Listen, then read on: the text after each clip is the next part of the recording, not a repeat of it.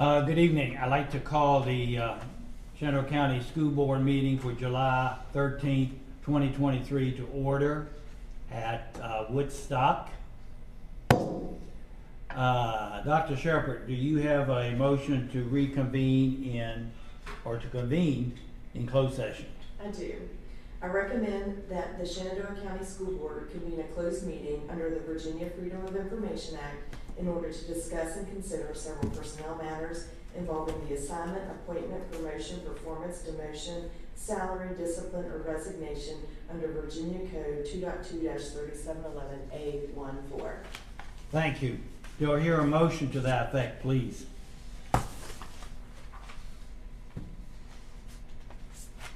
I so move.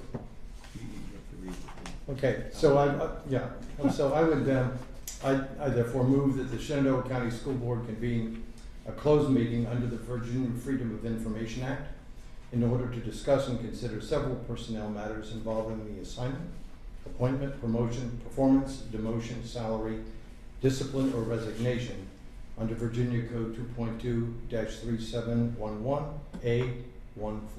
Thank you, Mr. Barlow. Do you hear a second? Second. Second by Mr. Gutschall. All those in favor say aye. Aye. All those opposed? The motion carried by a 6-0 vote. Hopefully we'll return by 7 p.m.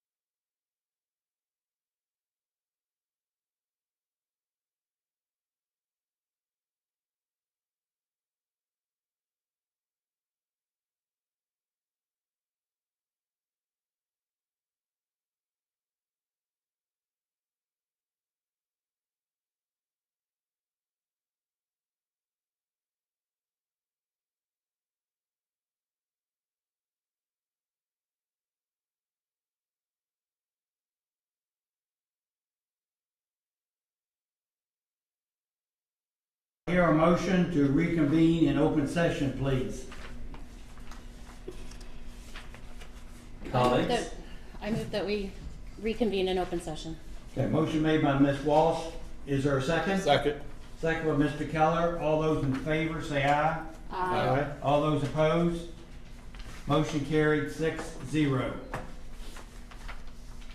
The Shenandoah County School Board hereby certifies by roll call vote that to the best of each member's knowledge, only public business matters lawfully exempted from open meeting requirements by Virginia law was discussed in the closed meeting in which this certification resolution applies, and only such public business matters as were identified in the motion convening in closed meeting was heard, discussed, or considered by the Shenandoah County School Board.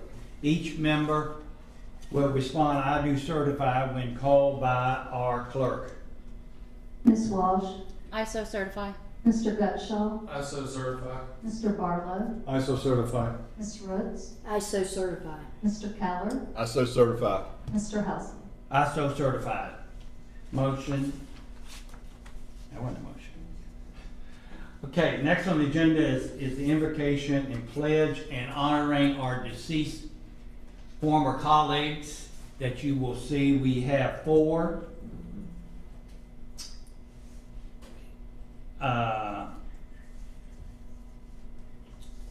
You can see them as they roll through. Martha Newland was a elementary teacher at Ashby Lee and North Fork. Miss Mildred Ross was in food service. Mr. Mowry was a head custodian, and Faye Boyer was a bus driver and instructional assistant.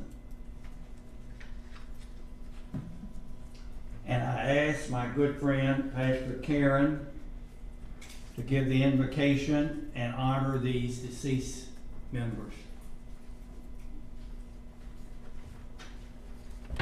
Eternal God, we give you thanks for the life and service of those who were just named, who willingly served our students and our community to help them provide a wonderful place to learn.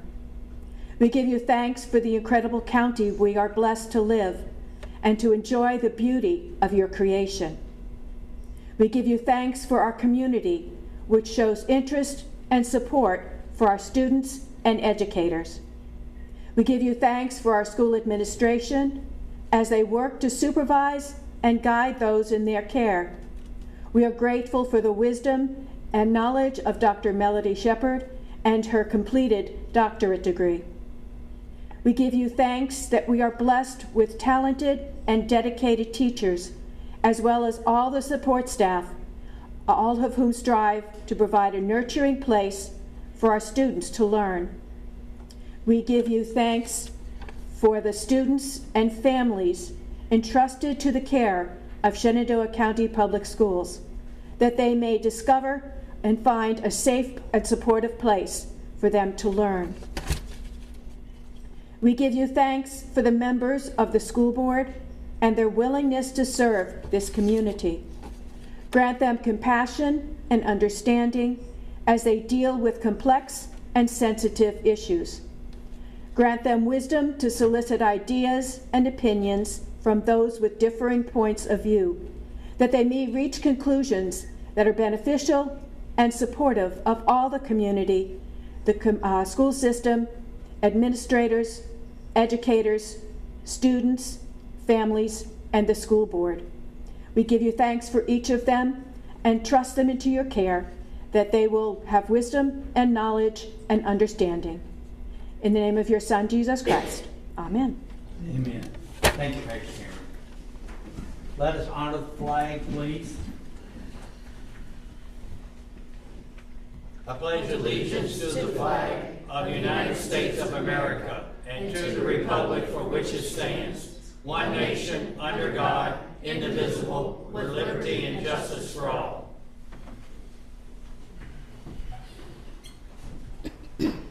Thank you, Karen.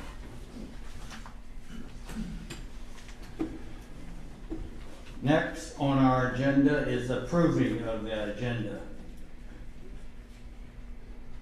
I move to amend the agenda and add the superintendent's contract to the action agenda. Motion made by Mr. Gutschall to add an agenda action item about the superintendent's contract. Do I hear a second? Second. Second by Mr. Keller. Discussion? All those in favor of the amendment to the agenda, say aye. Aye. All those opposed? That motion carried 6-0. Do I hear a motion to approve the agenda with the amendment?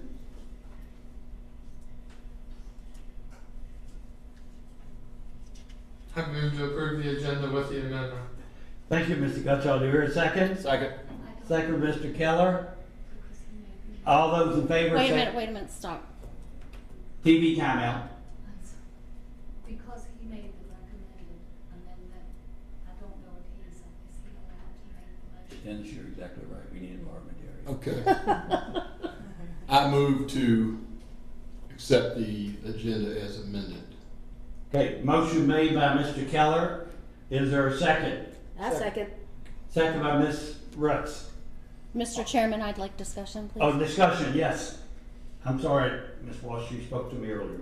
Can I ask when 5.4 was added to the agenda? 5.4. That is the proposed draft of library material section policy. So 5.4 was added right around, I'm going to give you approximate times, it was about 4 o'clock. Is it 4 o'clock this afternoon, Cheryl? Ms. Shep? 4:40. Why was it added so late? Committee members? Policy committee? Was Mr. Helsley aware that it was going to be added to tonight's agenda? I have no idea. I didn't know it was gonna be added to tonight's agenda. Did you, Dennis? I submitted the draft that was completed after the meeting last week to Dr. Heingartner, with no request that it be added, just to be considered in its normal flow. Okay. And it looks like it's under informational. It's not like we're taking a vote on it. We're Right, but Dennis was very frustrated when I sent him my thoughts on this the night before a committee meeting, and to have something added 2 hours before a public meeting, I think is a bad idea. And I would like to strike it from the agenda for tonight. Well, the thing is, now Dennis being, and correct me if I'm wrong, this needs to come up. This is where, as a board, as the board, we discuss in here and consider. As far as the committee went, because you weren't on the committee, had you shown up to the meeting, the best that you could have done was to listen. So if you want at this point to discuss, to have those discussions and voice what you think about this, that now is the time to do it. Well, I'm not just concerned for myself. I realize that we can sit up here and talk about it under information, but the public was not given notice that we are going to discuss this tonight. So the public, including teachers, including principals, were not given any notice to come in and speak during public comment. There are, correct me if I'm wrong, but most informational items aren't shared before we come here anyway. They are, they come up so we can find out about it. That's exactly what they are. They're information for us to find out what's happening. And this process that has been going on for the last 3 months has been common knowledge that we're doing it, and it's an iterative process. This is the latest version of a draft that's there for information only. See no harm, no foul in having it presented for information.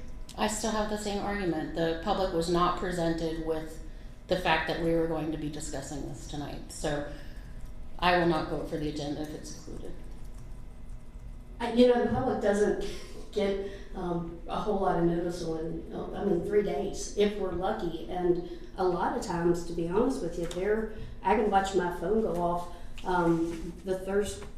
all day on a Thursday, and you know, there was personnel updates. You know, we've had that discussion before. I guess my question is how do you expect the public to find out about it if it's not presented at an informational, something like this at an informational meeting? I think it should have been noticed that it was going to be on the informational agenda this evening. The notice should have been out for 3 days, not 2 hours. That's my argument.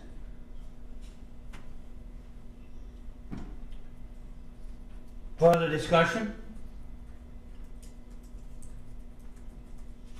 Are we ready to vote on the agenda with the amendment? Yep. Okay, all those in favor of the agenda with the amendment, say aye. Aye. All those opposed? No. It passed 5-1. Okay, Dr. Shepherd, do we have recognition? So we have several students we would like to recognize tonight. However, unfortunately, they are not available. So we will recognize them at a future school board meeting.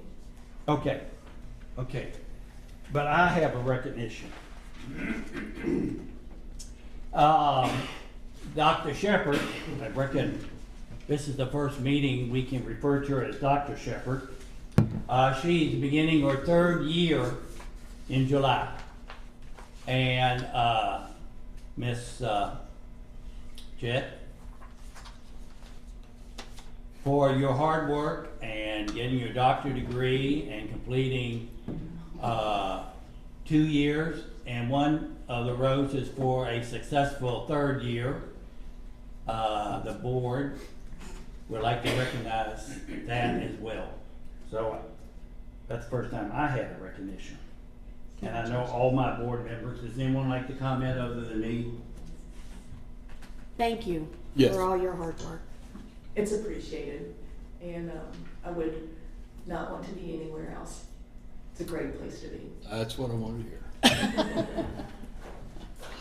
Anyone else? Kyle, any comments?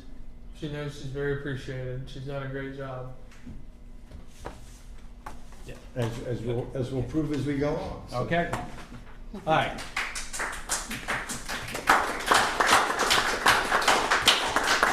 That's enough. You're embarrassing me. I like doing that. Yes. All right. Okay, moving on to 6 public comments on agenda and non-agenda items. The Shenandoah County School Board welcomes public comment during regular meetings and during public meetings. The school board members do not respond to public comments during the meeting or hearing. Each speaker may speak for up to 3 minutes. The speaker will conclude their remarks at the end of 3 minutes. The board generally allows up to 30 minutes for public comments on the agenda items at the beginning and non-agenda items at the meeting. If there's a large number, we can reduce the time. All comments should address a matter related to Shenandoah County Public Schools. Complaints regarding division and employees should be directed to the school principal or an appropriate school division official. The school board expects each speaker to be courteous, modeling for our students how one can respectfully disagree with other views. Speakers may address their comments to the entire school board and not to one individual board member, nor to the superintendent, to a staff member, nor to the audience. Speakers will not engage in personal attacks. Speakers will present their comments from the podium provided for them. You were asked to sign up, and we have a list, and we will start with Mr. Charles Street.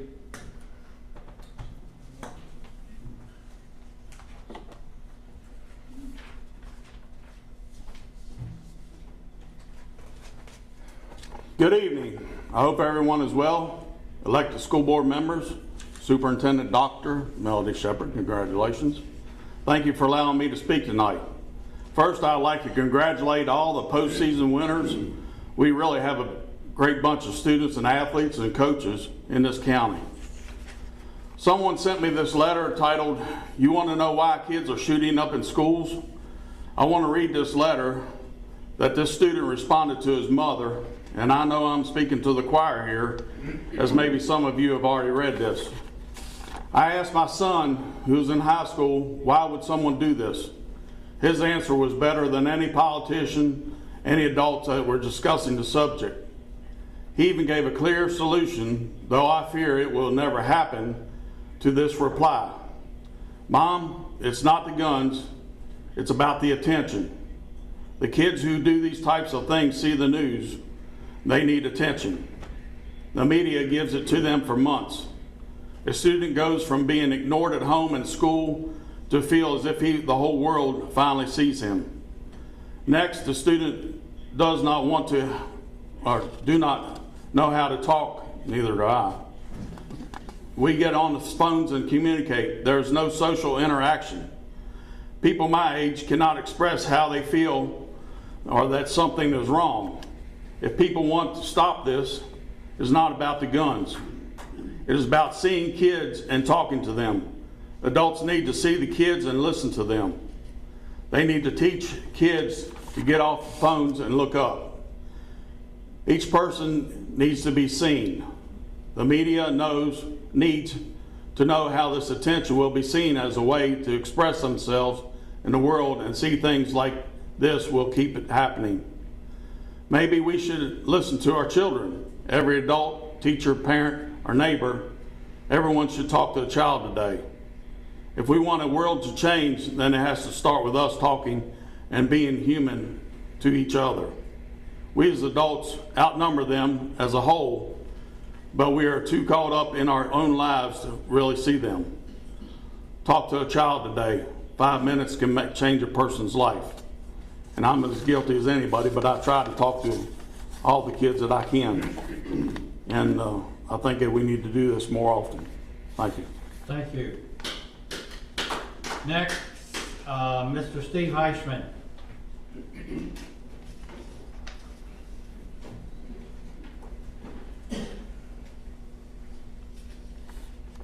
Good evening, excuse me, school board members, Dr. Shepard, and congratulations. Thank you all for allowing me to speak a minute this evening. It is exciting and very encouraging to see the new trades coming into Triplet Tech this year to add to what is already there.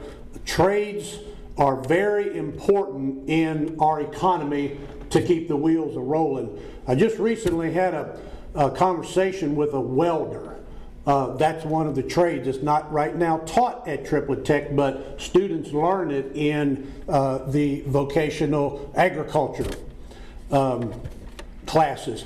But he was telling me that this guy studied and got qualified in welding at a local trade school. And today he got his little truck and got his welders that he makes him portable, and he's up and down Route 11 welding, and he is a successful independent business owner, and he's earning $90 an hour. And that's pretty respectable for just one of our trades. The weekly religious education is ramping up for a new year, which is exciting also, which will include this year, of course, the 2nd, 3rd, and 4th grades as we learn, the students that participate learn about the one, chosen one, Jesus Christ. Spring Forward program also that is held at my local church out in Edinburgh, Connickville. They are running steady and strong, and to those students signed up to participate, they're getting a great benefit out of that program. Back a minute just to the one, Jesus Christ, that these kids are learning about. I heard a saying the other day that it gives a little something to think about. No one cares when we bring up Muhammad, Buddha, or Krishna, but the moment you say Jesus, people get uncomfortable. Demons get uncomfortable, and that should tell us something. Have a good evening. Thank you. Thank you. Anyone else in the audience who did not sign up would like to speak? Mr. Richard? Richard? Mr. Helsley, board members, thank you for your time. Dr. Shepherd, congratulations. I wasn't planning on speaking this evening, but since y'all brought it up, the agenda item 5.4, I want to thank whoever did put it on the agenda, because usually by the time you guys bring it up, y'all are voting on it, and then the public has a chance to comment, but by then it's too late. So I want to thank whoever put it on there, because I look forward to hearing the conversation about it. Other than that, thank you for your time. Thank you.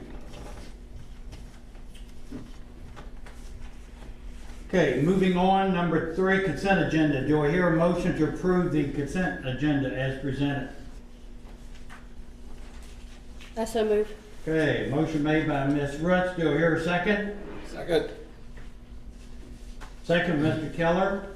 Any discussion? All those in favor say aye. Aye. All those opposed? Motion carried by 6-0 vote.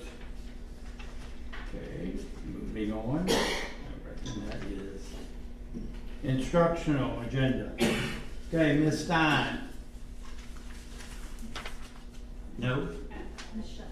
Thank you, Dr. Shepherd. I'm the instructional. Hold on. Oh, that's right. 4-1. Thank you for correcting me. It is Dr. Shepherd's turn. 4-1.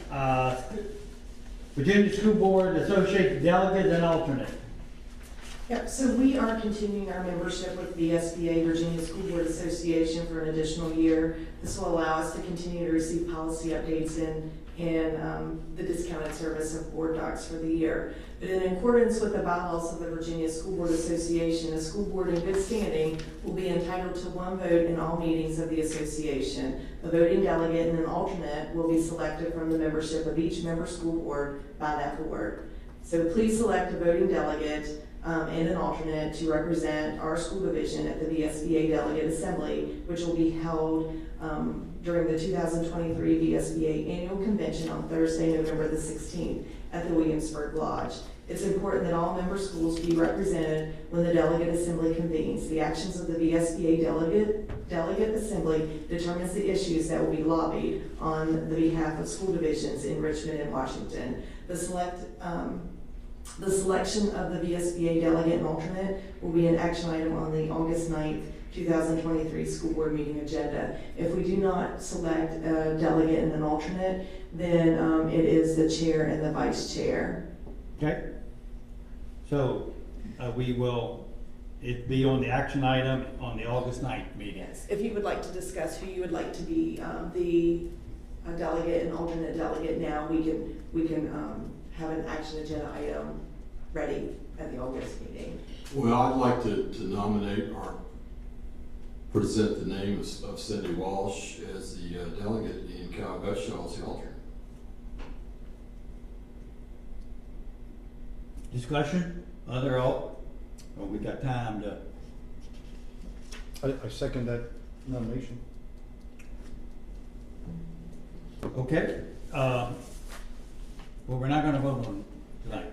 No, August the 9th. Okay. Okay. Well, thank you for the ones. I talked to a number of you about it, and thanks we got that cleared up. Okay, going on to 5 now. All right, Ms. Stein. You're front and center. First, request increased food service fund for 2023. Yes. So as we have been finalizing the FY23 budget, due to unexpected repairs in freezers, garbage disposals, and dishwashers, the food service budget will exceed the amount appropriated for FY23. So we are here to request an additional appropriation to fund their budget by $160,268. This will cover the excess cost in this, and it will be funded by their fund balance. It will increase their budget to $3,286,073 for FY23. I will be asking for action later because this will have to go to Board of Supervisors as we do finalize the FY23 budget. Okay, And this is also questions? for the audit too, sorry. Do we know to what extent it did exceed the amount that was appropriated? Well, the 160, we're pretty close at $160,268. It's give or take. It's really hard to determine to the penny at this time of year because of accruals. We have some finalizing of, rounding final payrolls and things like that, and some audit adjustments here at this time of the year. We'll be pretty close though with that number. And just as a reminder, our food service have exceeded their budget by 6, so they're only supposed to retain a 3-month budget balance, and we had well over that. Yeah, we're at like 6 or 7 months or something like that. So. Any other questions? Okay, 5.2, reappropriation of 2023 unspent school construction grant fund. So normally I wouldn't come to you this quickly with reappropriation requests for FY23 because this is usually part of the special budget that gets reappropriated after the audit and it's audited funds. However, these are the school construction funds. In an FY23, if you remember, the state did give us a little over $2.3 million for state construction funding. These funds were restricted for certain uses, and as you know, we are doing the vestibules at our elementary schools for safety purposes. The General Assembly provided that any unspent funds will be reappropriated to the school division by the locality. However, Virginia Code 22.1-175.5 says that it shall be in the locality as an escrow account. So I need to act pretty quickly on this and work with the treasurer to get an escrow account set up for these funds. I had to wait to see, we got our final bill for FY23 from the Mosley Architects, and we've spent to date $75,829.50, leaving a balance of $2,234,410.50, which will be put in that escrow account. We'll have this vote next time, and then we will take it to the Board of Supervisors. I am in contact with their deputy county administrator and the treasurer, so they are aware of this. Questions? The escrow account will be interest bearing, I hope. It will be interest bearing. It will be controlled by the treasurer, so we will have to go through them for all the expenditures and things like that. But the interest will be accrued and will have to be used for these purposes as well. Any further questions? Moving on. Thank you. Now, Dr. Shepherd, the 24 budget. Yep. Fund allocation.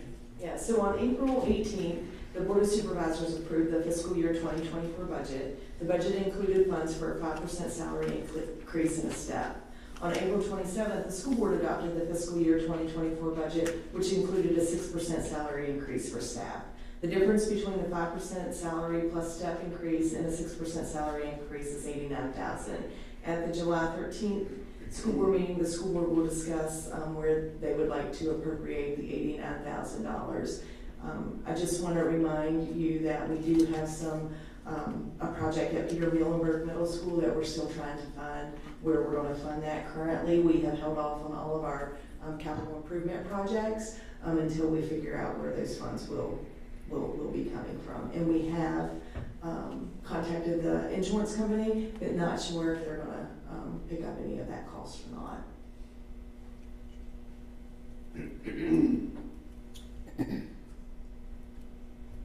Questions? I don't have questions. I do have a comment. When this came about, of course, the way we ended up with this extra money is, water under the bridge, but it was technically money we were not really supposed to have had in some respects. My request was that we discuss passing it back to the Board of Supervisors, or however it would be done, and asking it to be reallocated to the Sheriff's Department. In this budget that the county just passed, our sheriff had asked for a position that was an extra SRO, and it was not funded. And I think that as far as school safety, we're spending a whole lot of money on vestibules and things of that nature. There's no, in my opinion, there's no way to ward off guns, unfavorable behavior, things of that nature, than by someone who is trained to be there and to protect our students, protect our staff. And SROs play a huge part in our school community. They're important. And honestly, I can't imagine not having them there. Now, with that said, they are people too. They have court, they have other things they have to do, they have lives. And I have walked into our elementary schools at 8 o'clock in the morning when everybody's filing in, the doors are open, and our SRO isn't there. They have pregnancies, they have family life, and it would be really nice to have a floater, somebody that would cover those spots. I would like the board to consider that. And granted, now, we didn't have all this money that we, a sinkhole or these whatever they are at Peter Muhlenberg. However, I'm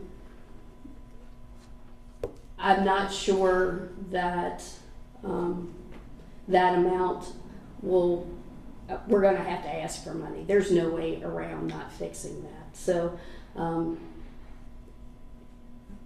the taxpayers are on the hook one way or the other, and maybe both. And so that would be my request, is that we push it off to the Sheriff's Department and ask them to fill their position. I believe Sheriff Carter is more than willing to take that money and to assume the debt or to assume the cost of that position from here on out and include it in his budget from here on out. So it wouldn't be something that we would fund. Other discussion?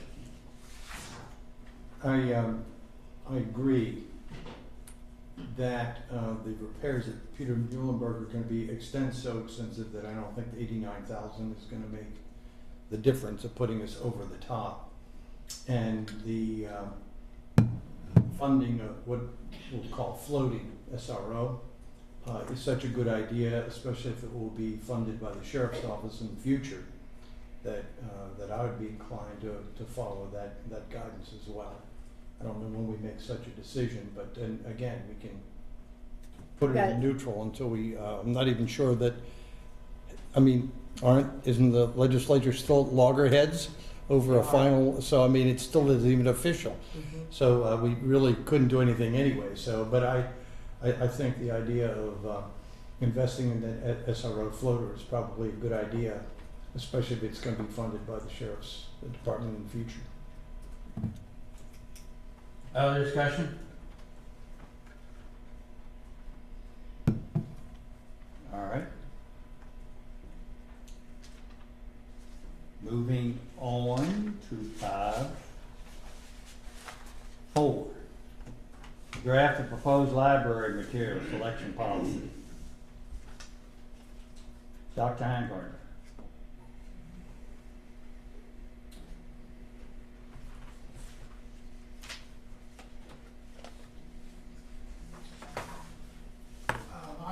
I guess we can just kind of share a little bit, and I'll be happy to share what I can and what I know. We met this past week with the policy committee and librarians upstairs in the training room and worked through the original document and got their feedback again. And I think the edits have been made to what you have there in front of you, and it's there for discussion and for your all's opportunity to chat about it. Be happy to try and answer any questions. Do we have a hard copy of that? I haven't read it, the draft. It's on board. It's an old board document. It's on Board Docs. Yeah. Yeah, I see it now. I appreciate you putting that meeting together. I think it was a great meeting. I think we walked out of there with some understanding of each other. They had some great thought processes that we hadn't thought of, that I think that in this second draft that was looked at and considered, and we learned a little bit about their processes and what we do and what they do. So I appreciate you. Thank you so very much for putting that together. I appreciate, I think there was 6 that showed up. For them to take their time out of their summer and to come and talk to us. Since, with your permission, Mr. Chair, You have another copy? yeah, I have a Thank personal you. copy of it, sure. So I think it would probably behoove us now to take a kind of a aerial look at how this thing has evolved, because there's been several discussions about it already. And so since Brandy and I are members of the policy committee that took this as an action item, I want to talk about the process by which it was researched and in which it was worked. So this was the back end, if you will, of a policy set of policies that have to do with the library. You'll recall that earlier this year we passed a policy that had to do with the review of, the possible challenge of books that would be that are in our libraries, and we concluded that. And there was discussion then that we needed to look at the front end of that, which is the acquisition purchase of materials. To that end, Dr. Heingartner kindly provided us with 3 documents that we have been using in-house in the school system. And those documents were used as a basis for our deliberations on the policy committee. We also looked at policies that Pennsylvania and Texas have already adopted. And I'm trying to think, there was a third source that we used to cobble together the first draft. And the first draft we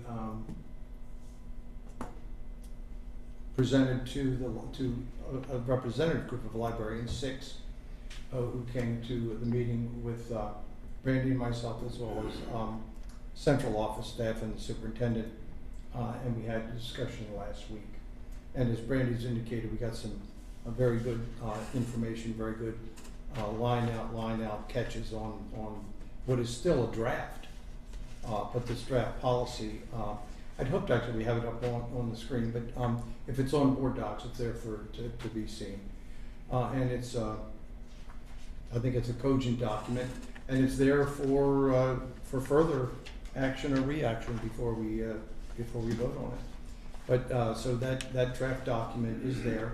It does represent the culmination of the work of the committee over several meetings, not only with the committee but with the central office staff and now with the librarians. And so it does right now represent a culmination of views. I could loosely say a consensus view at this point. And we have even solicited further comments from the librarians. And one of the reasons that I waited until Tuesday to present the draft to the central office staff, was I wanted to give anybody who's at that meeting a chance to further weigh in, and we had no further feedback. So as of this moment, this is our this is a straw man. This is the basis on which we will probably make a motion to accept. That discussions, amendments, and up or down vote will be forthcoming. So I can answer any questions that the board has about the process, but the last 3 months, that's what we've been up to. Dr. Heingardner, I want to apologize to you. I'm not frustrated with you that this got added to the agenda this evening. I'm frustrated that I was in a car, so there was no way that I could have reviewed this prior to the meeting. It's hard to have a good discussion when you don't have the information in front of you that you can even read in quiet, because we're all here together. I don't see the need for this policy. If we have a challenge policy, I just scanned it. I just scanned it just now. Number 4, on the bottom of page 4. The school board approves the ordering of the books? That is micromanaging. That's micromanaging teachers, librarians, principals, and the superintendent. That's micromanaging the school board office that we employ. Well, I don't think that the librarians felt that they were being taken seriously, some of them. well, I take great offense at that. The 6 librarians who were there were very professional. I think the 2 members of the central staff, or 3 members of the central staff who were there, would be able to validate that. You can decide whether or not you think micromanaging is what this is all about. A policy can micromanage down as far as it needs to. And this is based on, the other thing I didn't mention, which was an antecedent, was the law, the code on sexually explicit matters, which had to be taken into account as well. So it is the purview of this organization, the school board, to decide whether indeed this is micromanagement or not, and whether these ideas are cogent or not, whether they make sense. And we'll vote on it. And we'll change it, or we'll amend it, if that's what it comes to. We'll vote it up, we'll vote it down. I didn't think we were going to be discussing or debating it today. I provided this information here on Tuesday, and it's an information piece. Okay, I'll say it. I just find it kind of rich that we're arguing about the fact that this is being thrown out now as information, whereas there have been some major issues we've discussed the last 3 years in this body that did not nearly get this kind of information ahead of time or allow everybody to have input. And we're at least allowing that, and this has been an open forum. And I think the librarians felt very included, and the fact of that matter is that the central office staff members who were here can attest that each of the changes that were requested and requested by the librarians were implemented and actually integrated into this draft policy. So I think a time for debate on it is next time. You have a whole month to take a look at it. Well, I thought we were going to discuss it this evening. Isn't that why it's on here? It's here as a draft of information piece. That's like we always get them a month before we make a decision. So my biggest issue with it is this is a policy that was created by Shenandoah County. This isn't something that we're amending or tweaking. This is something that was created by the policy committee, which is why it garnered so much attention. I'm frustrated that the public is not going to be able to weigh in on it until the night that we vote on it. You mean like 8 days? What? Like the name change in 8 days? Brandy, this is 2 hours. There's a difference between 8 days and 2 hours. There is. Sure there is. There is. So let me ask you this. Is micromanaging to have the transportation report and all the other reports that we have to do? How about the bills? Is that micromanaging? They present them to us for information and we ask questions. This is presented for questions. This has been presented. Now, the thing is now we can drag our feet on this one 8 months like we did the last one, because, you know, the thing is I guess my question is why is it that this one is such a hot topic? What is it about this one? We don't ask teachers to come in here when we ask for other policies. We don't ask our administrators to come in here and say, hey, what do you think about this? Just the librarians. This is Because you pulled this policy out of thin air and created it. We don't. This is what we that. do, Cindy, by law. We have the power to do that. This board went even a step further and said, hey, there's a committee that deals with policy. In fact, I think it was approved by this board to do that. To have a policy committee? To have a policy committee. Of course. So are we just supposed to do it so it looks nice, or are we actually supposed to work? Are we just to approve everything the VSBA comes down and anything else that we just rubber stamp? Or do we get to take control of what goes on in Shenandoah County like we were elected to do? All I'm asking is for more time to review it and let the public review it before the meeting where we vote on it. Okay. Again, like I said, you were very instrumental in dragging your feet on 8 months. I think you even come into one and says, gosh, I didn't get a chance to review it. I would like to have time to review it. We gave it to you. 8 months to come up with a policy that the public gets the chance to weigh in on library books. I mean, I'm not sure, and just like I told the librarians on Friday, I fully expect oversight, one, comes at all levels. Every level, from Dr. Shepard all the way down to wherever. It's a part of life. Professionalism doesn't mean, being professional doesn't mean we get away with oversight. We have now legislation because professionals didn't make the right decisions, that the legislation of Virginia had to step in. So what I expect is the professionals that we employ will not miss a beat on this. They won't have an issue unless there's somebody that requires the oversight. Those folks will have an issue with. This policy has been developed based on code. Yep. Based on other states. It's based on the antecedents that we've used in this county. It's based on input we've had from the librarians. We couldn't have been more comprehensive at looking at what it is and more open about what it is that's being developed. When we vote on this, anyone on this board is more than welcome to make line in, line out recommendations and amendments. That's what it's all about. That's what we do. So if there's anything in there that's a problem, the problem is not going to be, though, that I'm going to be sympathetic with, is that Shenandoah County School Board is doing it independently, because that's what we're supposed to do. But if there's a line in here or something here that's wrong or we need to change, let's talk about it, let's do it. And then let's have a vote on it. But I feel basically proud of the fact that we have gone way over and above what was required to begin with, and now we're towing the line on, and we have very copious notes that Cheryl took at the meeting, and those are available to be seen as well as this. So we are enjoined to come each month prepared to discuss. So I'll come here prepared to discuss, and we'll take a vote, and we'll see where the ball lands when it comes down.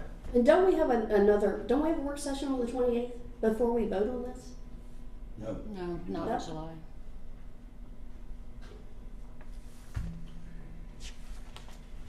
Other questions about this policy? I think the other thing is it's more than a policy. There's a lot of subjective language in the first 3 pages, and that's not typical in policy. But we're going to do what you guys want to do, and we'll vote on it. So all of that subjective stuff is not needed. Policies, if you'll take a look at the body of the policies, we have policies that are paragraph and we have policies that are like 12 pages. And some of them do have purposes, some have that. This is only for clarification.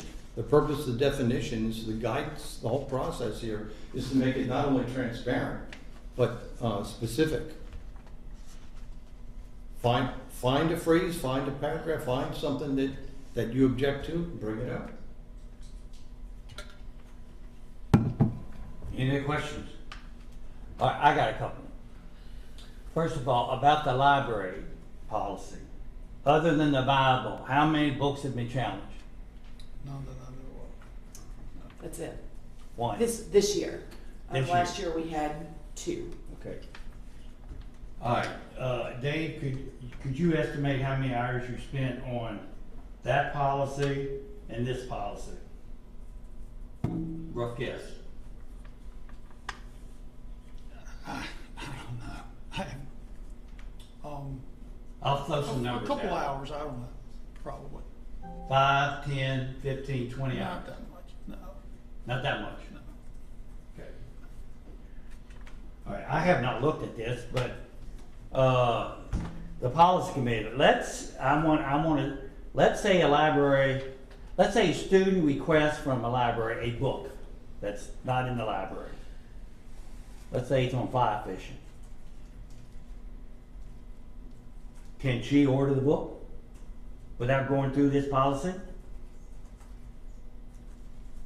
Yes. Or if a teacher requests a set that will go along with her SOLs,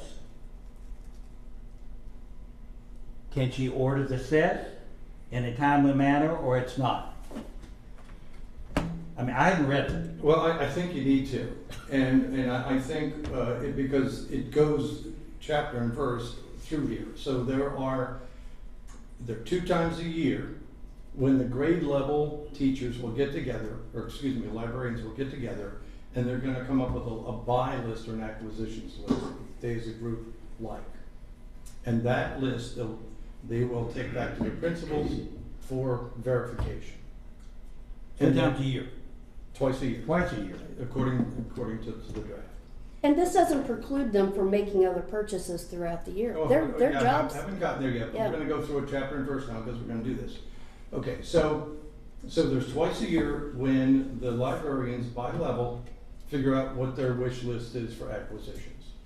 During the year, there are opportunities when people come forward and say, I'd like a book on fly fishing in our library, or I'd like something else. Or librarians find out that Amazon has a special deal on a really good book that's popped up. They can put in a request for supplemental buys. So they don't have, they're not just pinned to the twice a year. But the hope is that most of the buys would occur during that. That list of buys goes to a committee made up of 6 stakeholders that'll be appointed by the school board, 1 each, and 3 members of the central office staff. That group of people will meet, look at the buy list, and approve it, make any additions or deletions. That becomes the final list. That's what this policy says in terms of procedures. Any more discussion? Okay, moving on. So, Dr. Heingardner, could you get feedback from all 9 librarians before the August meeting on this, please? Or 6 of them was at the meeting, which should be commended for them to take their time during the summer.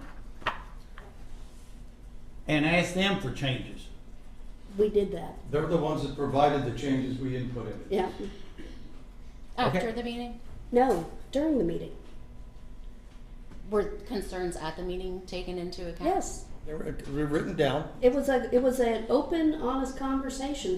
We weren't timed. We didn't follow Robert's Rules of Order. In fact, it was just a meeting. We asked them questions. They asked us questions. They asked for clarity. Okay. Moving on. Okay, action item.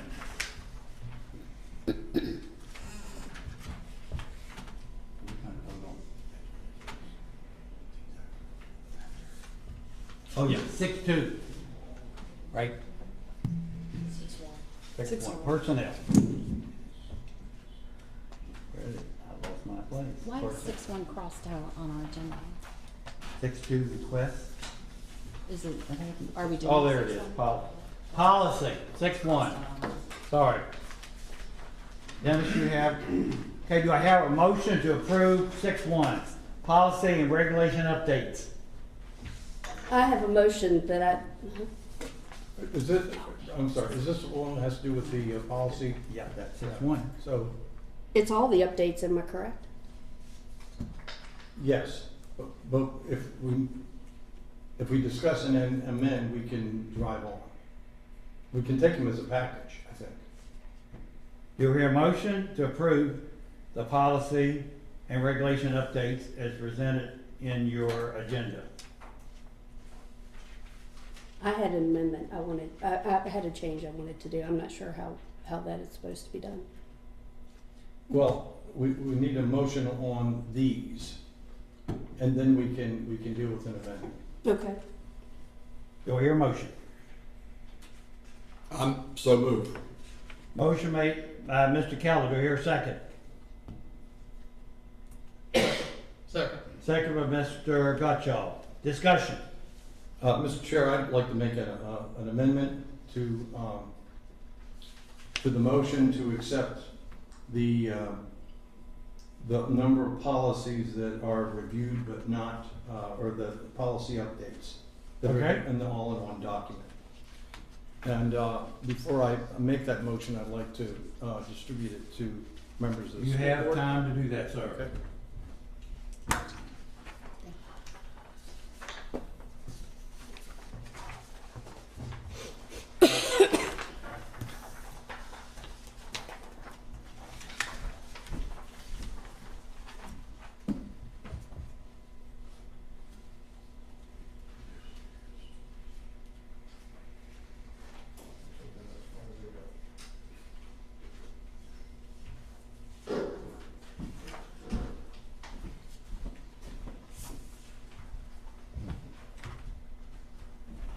Mr. Chair, I am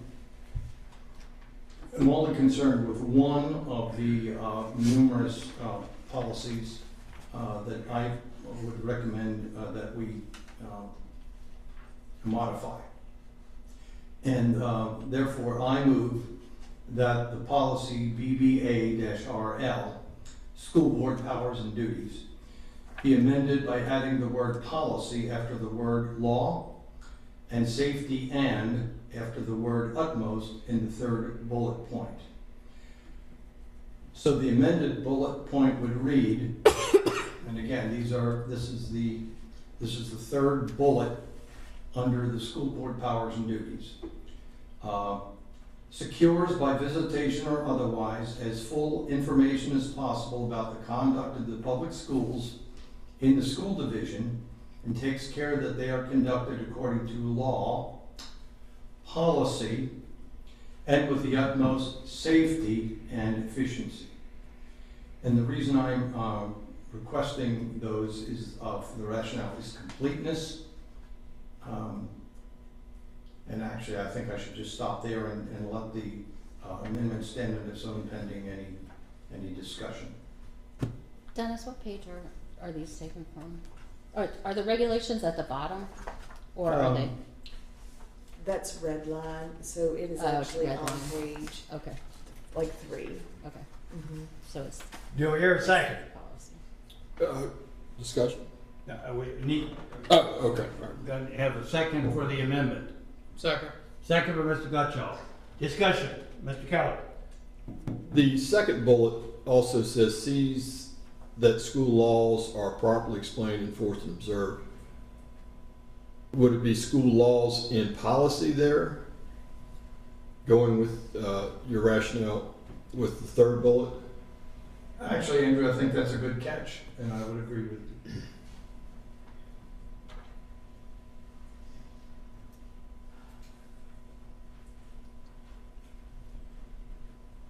And to that end, I could revise the amendment that it would include adding policy after laws in the second bullet as well as the third.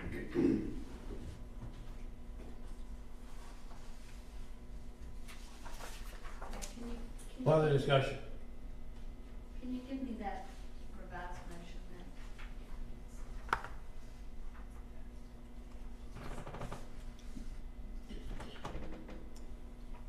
Cheryl, did you get that? Okay, so I have,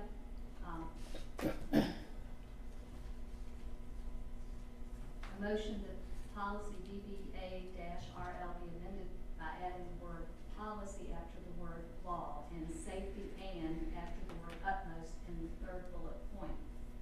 Did you want to include something additional? Yes. That the words and policy be inserted after the word laws in the second bullet.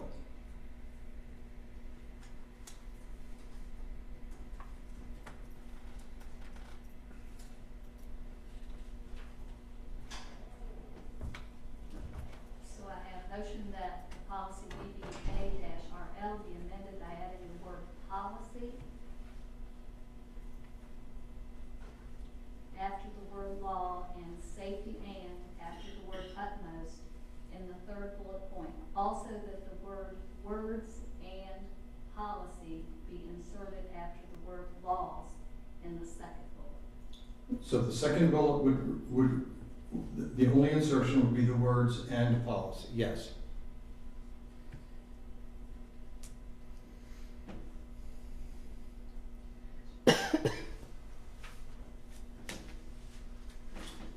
Any further discussion?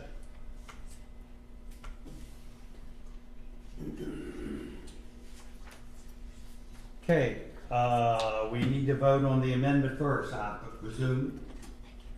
Okay, motion to vote on the amendment to the policy that was presented, the amendment.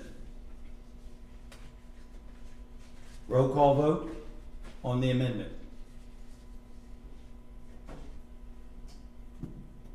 Mr. Barlow, Yes. Ms. Walsh, Yes. Mr. Gutschall, Yes.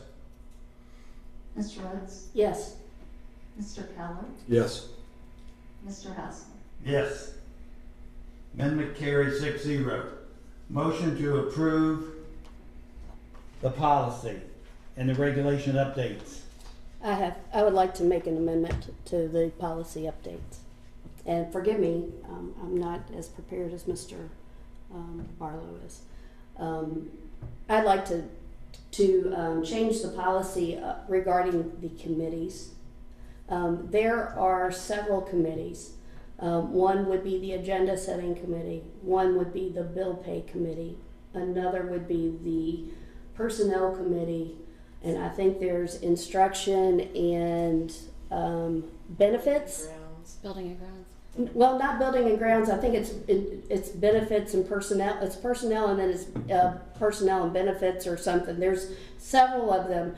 So any committee that is put into power by this board has to have meetings, and when we have those meetings, they have to be publicized.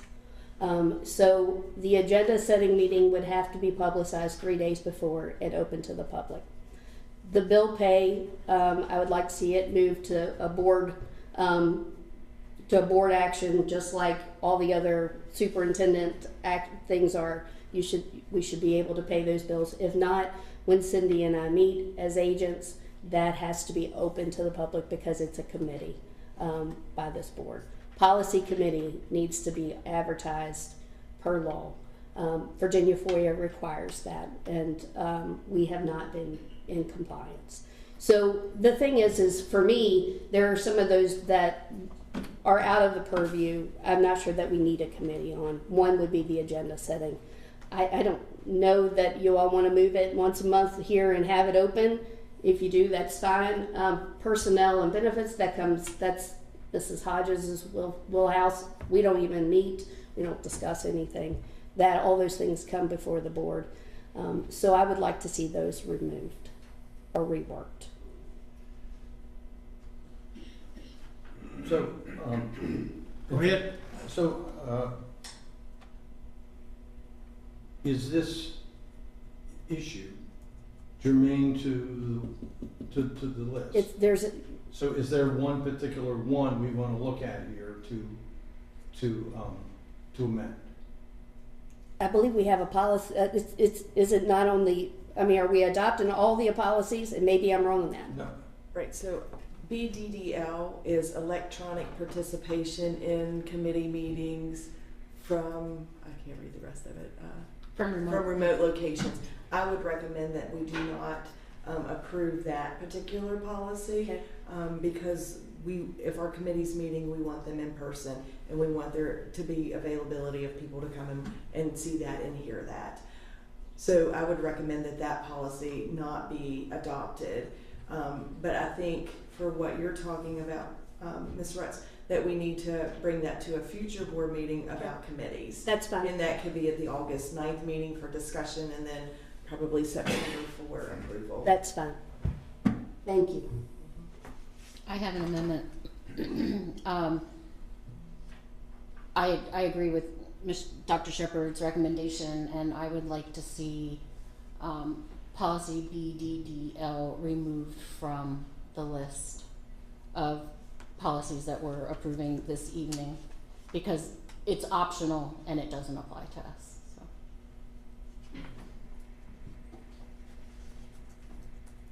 That's my motion. Second. Well, wait a minute, we have a motion on the floor to approve all of it, correct? Ms. Jett, do we have a motion to approve all of it? You had an original motion by Mr. Keller and a second by Mr. Gutschall to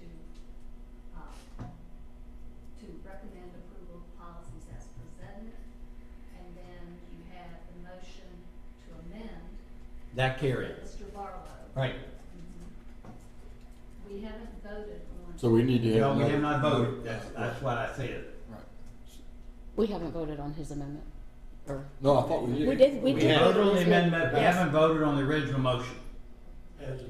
And so we can still entertain amendments to this. Okay. before we Yeah. vote. We're going to vote on Cindy's amendment. Yes. Okay, Cindy? I move that we remove policy BDDL from the list of policies that we are approving this evening.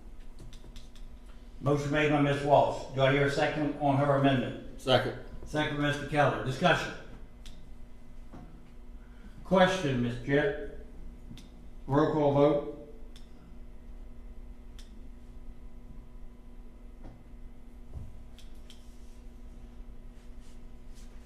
Hold on just a minute. Take you all the time you want.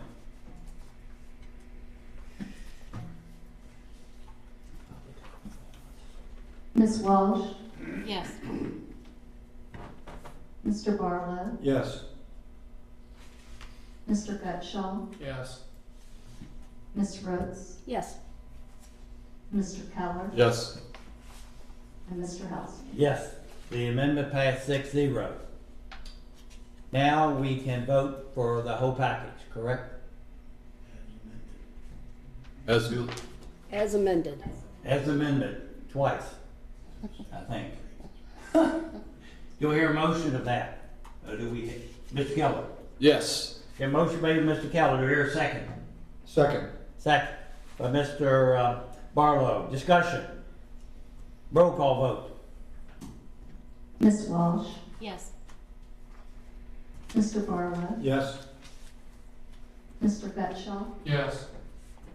Ms. Rhodes, Yes. Mr. Keller, Yes. and Mr. Houseman. Yes. Vote. Motion carried by 6-0 vote. 6-2. Request to increase food service fund for 2023. Do you hear a motion to approve this item? I move to increase the fiscal year 23 appropriation to the food service budget. Thank you, Mr. Gutschall. Do you hear a second? A second. Second by Ms. Rutz. Discussion. Roll call vote. Mr. Barlow, Yes. Ms. Walsh, Yes. Mr. Gutschall, Yes. Ms. Rhodes, Yes. Mr. Keller, Yes. and Mr. Hausler. Yes. Motion carried 6-0. Is this going to be for the personnel? After. Okay, moving on. Motion to approve the personnel as presented. I move that we approve the personnel list as presented. Motion made by Ms. Walsh to approve the personnels. Do I hear a second? A second. Second by Ms. Rutz. Roll call vote. Mr. Barlow, Yes. Ms. Walsh, Yes. Mr. Gutschall, Yes. Ms. Rhodes, Yes. Mr. Keller, Yes. and Mr. Hausler. Yes, motion carried 6-0.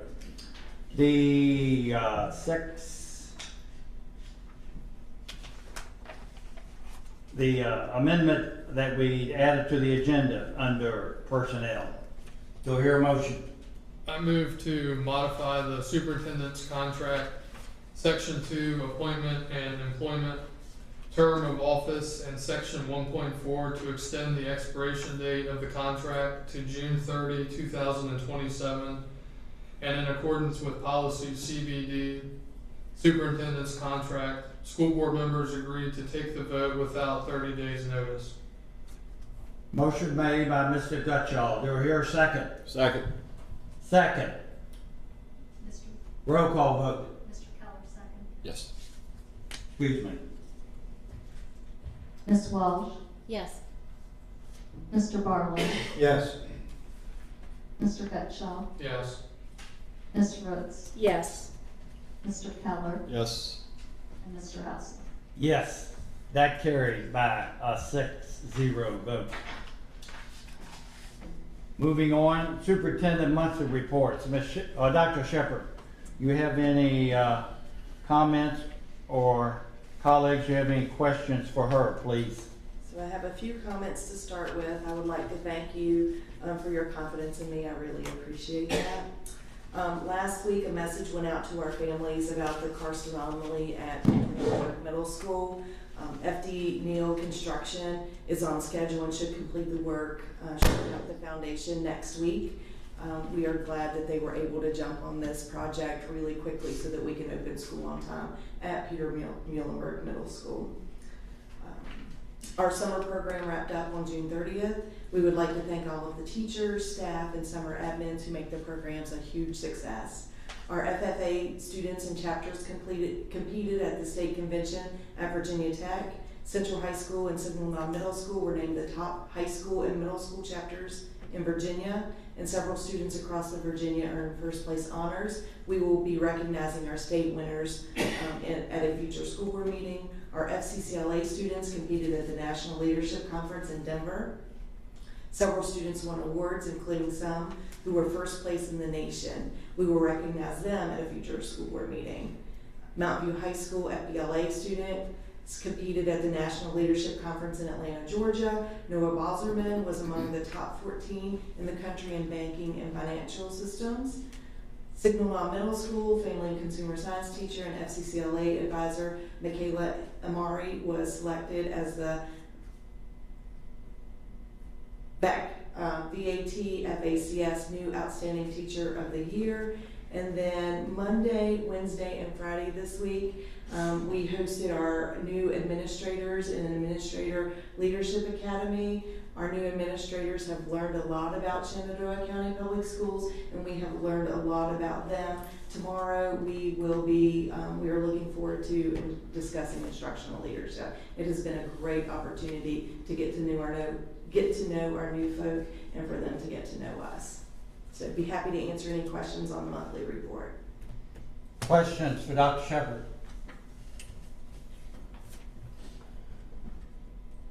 Okay. Thank you. Hearing none. Board comments. Number 8, who would like to start? Mr. Keller. Well, Just a comment. I don't know, an opinion maybe. Talked to a lot of people who are my age or certainly out of school for a long time and about how schools have dramatically changed since they were in school. And usually those comments then pivot to something like,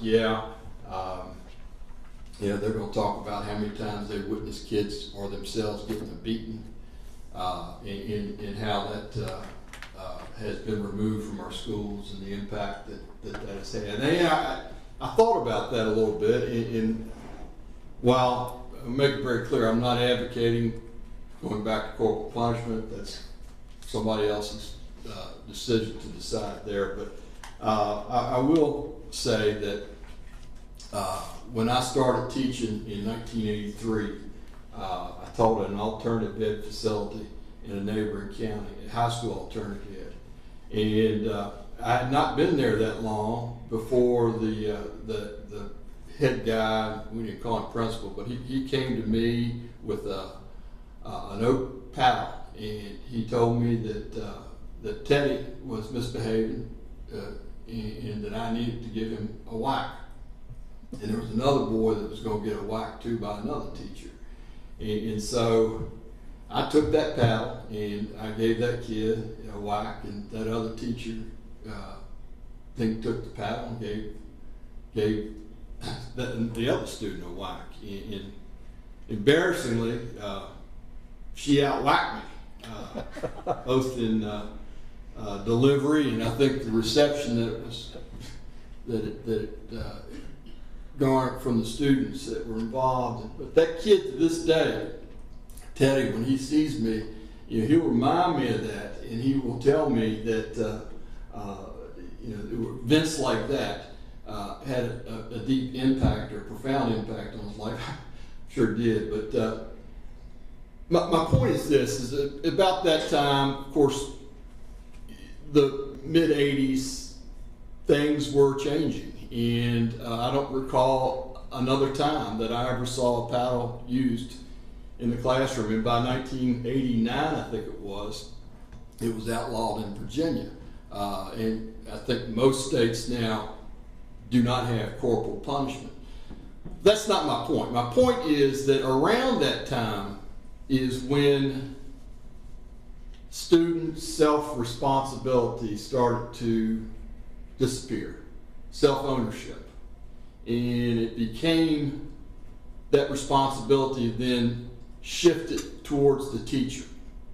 And I can remember, and some of this might be good, but I can remember that as a teacher, at one point, you had your curriculum and you presented it to the kids, and you hope they got it, but if they didn't, that's on them. The transition started, if they didn't get it, that's now on the teacher, okay? And I think that what we have done is we have created a system in which the teacher has to be everything to these kids, because they're expected to have incredible and impeccable relationships with kids. And in order to do that, you got to be all things. You got to be a counselor. You got to be a psychiatrist. You got to be a spiritual advisor. You've got to be a nurse. You got to have some knowledge of or a lot of knowledge of what's going on with kids today. And that means knowing whatever there is they're watching on TV or listening to on the radio. So it's a tremendous responsibility and a tremendous task. I would say that being a quality teacher is one of the hardest jobs in the world. Now, not all teachers are quality teachers, but being a quality teacher is probably one of the hardest jobs in the world. And so I caution us about this. Continuing to add things to teachers' plates. I think that when we do that we've got to be aware that quality teachers have a lot that they are self-imposing on themselves, on their plates. And the other thing I would say is that when you have students who still assumes self-responsibility and a quality teacher, then the results are pretty dynamic. So we need to always encourage our kids to be responsible for themselves, ownership of themselves. I think that, the grading policy that we adopted last month does a lot for that. And so, just going forward, let's keep that in mind. That it is, if done right, it is the toughest job there is. Maybe not the toughest, one of the toughest. Thank you. That's the longest comments I think Well, we've had for months from you. Yeah. Well said. Ms. Brooks. I would agree with, I think that's an excellent way to end the evening. And maybe as a board and going forward, whatever we put on a teacher, maybe we ought to re-examine what we can take off of them. If there's something that isn't useful, isn't working, as someone in our audience said earlier about listening to children, maybe we ought to listen to teachers as well when they say, hey, this is awful, or hey, this doesn't work, and we should create an environment where it's safe to do so. Secondly, I'd like to thank this board for making the recommendation, moving forward to extending Dr. Shepard's contract this evening, and we did that by amending the agenda at 7 o'clock, and the public didn't get to weigh in. So we took our authority as a board, and we moved forward with something, so I appreciate that. That's it. Thank you. Mr. Gutschall. It was good to hear that the new principal, like I said, was all of our principals or just new principals for the academy? So a lot of new faces, principal-wise, on the central campus especially, so good to hear that they got off to a good start, and hopefully next couple weeks and month we'll be ready to rock and roll. Thank you. Ms. Walsh. I was going to mention some of the things that Melody mentioned about what a productive summer we're having, and the summer school and all the activities at FCS classes and FCCLA and FFA. Kids are staying busy. The other thing I wanted to mention is I did go to the VSBA conference on education today, and I would encourage you all to actually maybe go to some of these, because this wasn't the VSBA talking at us. This was us sitting at tables and discussing different topics. They were mini workshops. We had time to do 4 of them. I really wanted to go to the one on absenteeism, and try to get some ideas of what to do on that, but the table was full. So the one that I found most engaging was actually put on by Virginia Beach City Public Schools, and basically it's people from different divisions sitting there with the presenters, and the presenters from Virginia Beach had this amazing presentation on community engagement, and they had some great ideas about not just pushing information out to the community, but actually, they called them focus groups, but they're not really focus groups. Basically, it was going out into the community and maybe talking to the GAP group and creating a focus group that's grandparents as parents, where there's back and forth. They've already got their organization, but us talking back and forth with them and getting feedback about things that they need. They also do surveys, just asking what is it that your family struggles with, what is it that you need, and then from there creating these focus groups. They call them voices of, because there was Latinx voices, there was special education voices, and it was different groups that there was back and forth. Another woman at our table, I can't remember where she was from, but their school board did a listening tour, sort of like what superintendents do, and sort of like what we used to call Q&A, where board members 2 by 2 would visit schools and just listen to what parents had to say, listen to what teachers had to say, not necessarily respond a whole lot, because 2 board members can't speak for the board, but just to have, just to be able to listen in a smaller setting. There was an excellent one on data and education needs, and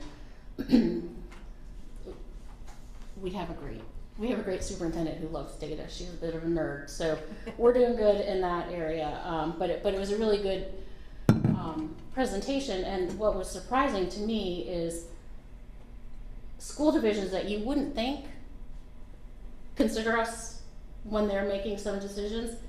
Manassas City Schools. I mean, they are a suburban school system, but they're about our size.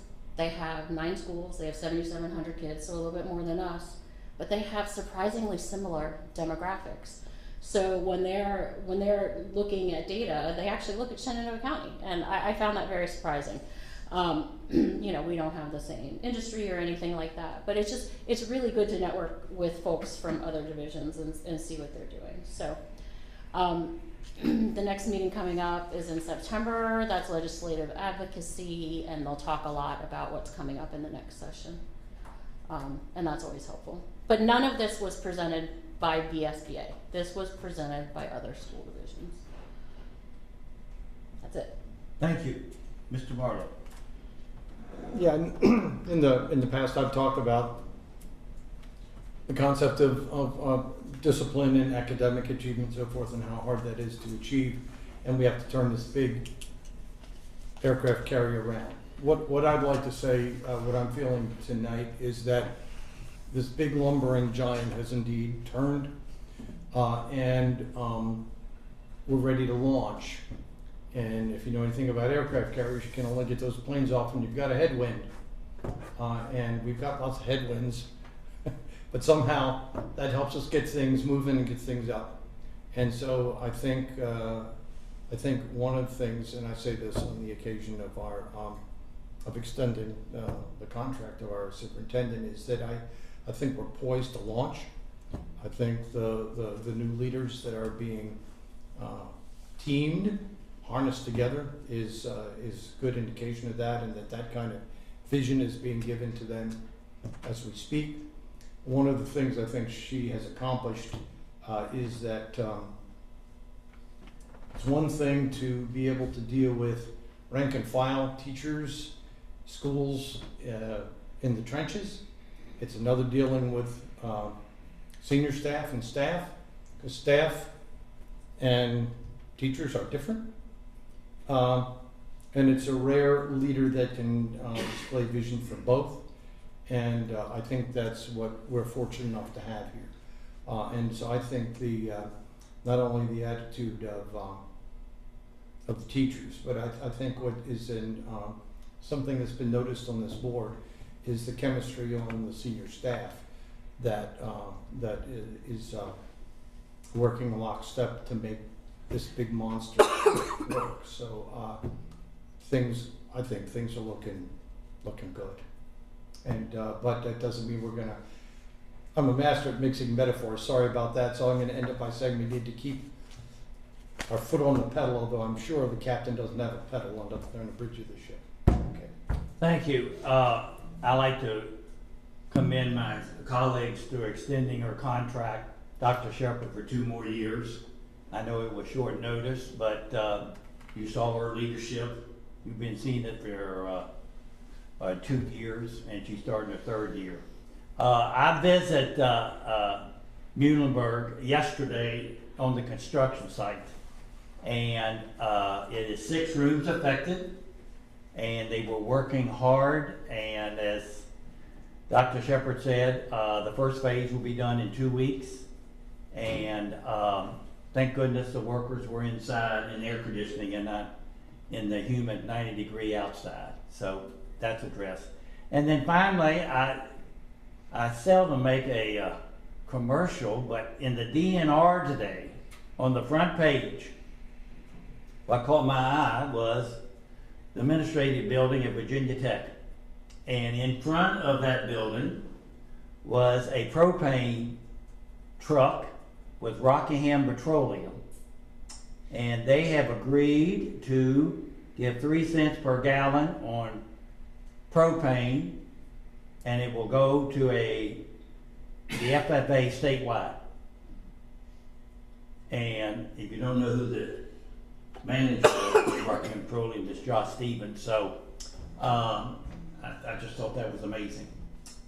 And the leadership, she has, you want to see, she has pictures when they went canoeing.